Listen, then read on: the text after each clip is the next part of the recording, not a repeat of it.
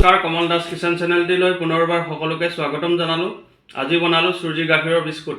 আহকচোন কেনেকুৱা আছে এবাৰ দেখাই দিওঁ। বহুত ধুনীয়া হয়, সহজতে বনাব পাৰে এই ধৰণে। ভাঙি দেখাওঁ, বঢ়িয়া হৈছে, কুৰকুৰীয়া। খাই চাওঁ অলপ।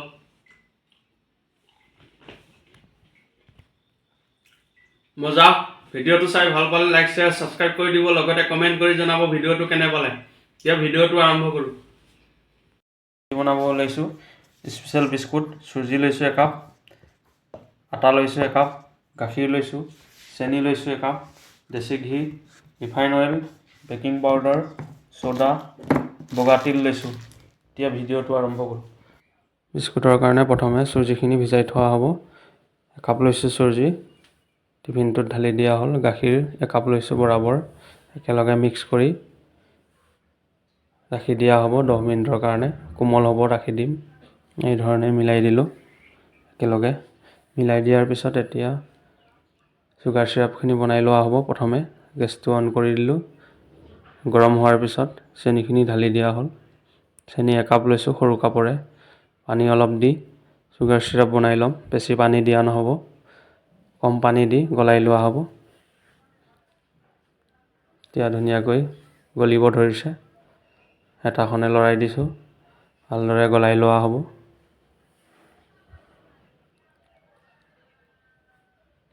এই ধৰণে গলাই ল'লোঁ। গলাই লোৱাৰ পিছত ঘি দি দিয়া হ'ব। এতিয়া হেতাখনে লৰাই দিছোঁ, ধুনীয়াকৈ গলি গৈছে। গলি যোৱাৰ পিছত ঘি দিলোঁ। 1.5 চামুচমান ঘি দিয়া হৈছে চুগাৰ চিৰাপত। ঘিখিনি দি মিক্স কৰি দিয়া হ'ব। মিক্স কৰি দিয়াৰ পিছত পানী দি দিয়া হ'ব। অলপ পাতলা কৰি দিম চুগাৰ চিৰাপখিনি। বেছি পাতলা কৰিব নালাগে, মিডিয়াম পাতলা কৰি দিলোঁ। পাতলা কৰি ৰাখি দিয়া হ'ব 10 মিনিটৰ কাৰণে, ঠাণ্ডা হ'বৰ কাৰণে। এতিয়া ৰাখি দিলোঁ। এতিয়া আটা লৈছোঁ একাপ বিস্কুটৰ কাৰণে।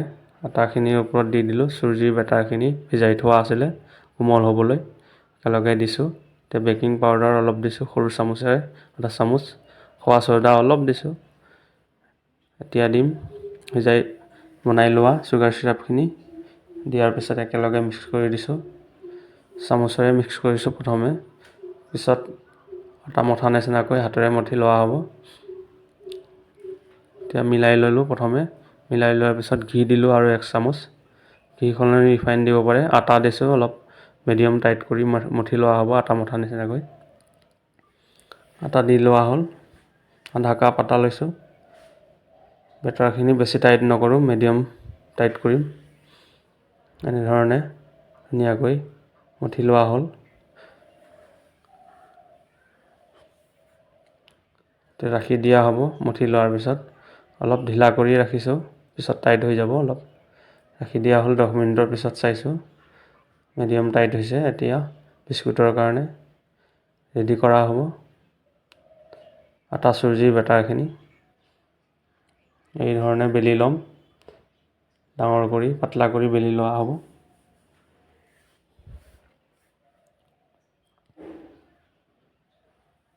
এনেকৈ বহলাই দিছোঁ। বহলাই দি সমান বৰাবৰ কৰি বেলি লোৱা হৈছে। ওপৰত তিল দি দিয়া হ'ব। ভাজি থোৱা আছিলে তিলকেইটা ওপৰত দি দিয়া হৈছে। ধুনীয়া হয় দেখিবলৈ আৰু খাবলৈ টেষ্টি হ'ব বিস্কুট তিল দিলে মানে। একেলগে বেলি লৈ ধুনীয়াকৈ মিলাই লোৱা হৈছে এই ধৰণে। এতিয়া কাটি ল'ম বিস্কুটৰ কাৰণে বেটাৰখিনি।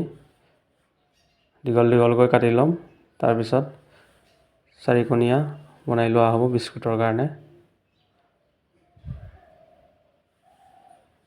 দীঘল দীঘলকৈ কাটি ল'লোঁ। এতিয়া 4কোণীয়া বনাম।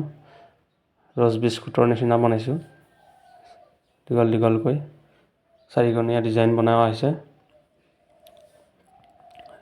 এতিয়া কাটা চামুচেৰে এই ধৰণে মাজত দবাই দিছোঁ। 3 লাইন দিয়া হৈছে দবাই দবাই। তেতিয়া ভালদৰে সিজি যাব আৰু দেখিবও ধুনীয়া হয়। এটা দেখাইছোঁ পিছ এটা উঠাই। এই ধৰণে 3ডাল আঁচ দিছোঁ চামুচৰ সহায়ত। অলপ ডিজাইনো হয় আৰু ধুনীয়াকৈ সিজি যায় ভিতৰলৈকে। বিস্কুট কুৰকুৰীয়া হ'ব, খাবলৈ মজা হয়। এই ধৰণে কাটা চামুচেদি কৰিলে মানে ধুনীয়াকৈ ডিজাইন দি দিয়া হ'ল। এতিয়া প্লেটত উঠাই লোৱা হ'ব গোটেইখিনি বিস্কুট। উঠাই লোৱাৰ পিছত ফ্ৰাই কৰি ল'ম। এতিয়া দেখাইছোঁ ইমান ডাঠ হ'ব লাগে, ইয়াতকৈ বেছি ডাঠ হ'ব নালাগে। এতিয়া গেছটো অন কৰি কেৰাহীটোত বহাই দিয়া হ'ল। গৰম হোৱাৰ পিছত ৰিফাইন অইল দি দিয়া হ'ল আধা লিটাৰমান। একেলগে ভাজি লোৱা হ'ব বিস্কুটখিনি। এটা প্ৰথমে দি চাইছোঁ, অলপ গৰম হৈছে, ৰিফাইন অইলখিনি মিডিয়াম গৰম হৈছে। এতিয়া এটা এটাকৈ গোটেইখিনি দি দিয়া হ'ব বিস্কুট। একেবাৰে ভাজি লোৱা হ'ব, কম কমকৈও ভাজিব পাৰে। কেৰাহী ডাঙৰ হ'লে একেলগে ভাজি ল'ব পাৰে। এই ধৰণে গোটেইকেইটা দি দিয়া হ'ল বিস্কুট। গোটেইখিনি দি দিয়া হ'ল। কমাই থোৱা আছে গেছৰ পাৱাৰটো। এতিয়া লৰাই দিছোঁ যাতে তলত লাগি নাযায়। এই ধৰণে কেৰাহীটো লৰাই দিয়া হৈছে। এতিয়া ওপৰলৈ উঠিব ধৰিছে। গেছৰ পাৱাৰটো এতিয়া বঢ়াই দিম। বিস্কুটকেইটা ওপৰলৈ উঠিব ধৰোঁতে পাৱাৰটো বঢ়াই দিব লাগে, গেছৰ পাৱাৰটো। এতিয়া হেতাখনে লৰাই দিয়া হ'ব, পাল্টি কৰি দিয়া হ'ব। এই ধৰণে ৰঙচুৱা হৈছে ধুনীয়াকৈ বিস্কুটকেইটা। এনেকৈ লৰাই থকা হ'ব মাজে মাজে, ধুনীয়াকৈ সিজি যাব। এতিয়া অলপ পাৱাৰটো কমাই দিয়া হ'ব আকৌ গেছৰ পাৱাৰটো, যাতে ভালদৰে ৰঙচুৱা হৈ যায়, ভিতৰলৈকে ধুনীয়াকৈ সিজি যায়। এনেধৰণে পাল্টি কৰি থকা হৈছে।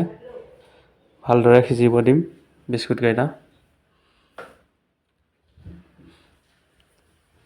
এতিয়া কমাই থোৱা আছে পাৱাৰটো, এনেকৈ সিজি থাকিব দিছোঁ ধুনীয়াকৈ। এতিয়া আৰু অলপ সময় ফ্ৰাই কৰিম। ৰেডি হ'বলৈ আছে, কালাৰ উঠিছে ধুনীয়াকৈ বিস্কুটৰ। বহুত ধুনীয়া হয়। এই ধৰণে বনাই খাব পাৰে, ল'ৰা ছোৱালীক দিব পাৰে, চাহৰ নাস্তা ৰাতিপুৱাৰ। এতিয়া উলিয়াই লোৱা হ'ব। ধুনীয়াকৈ কালাৰ উঠিছে বিস্কুটকেইটা, বহুত ধুনীয়া হয় খাবলৈ, মচমচীয়া কুৰকুৰীয়া হ'ব।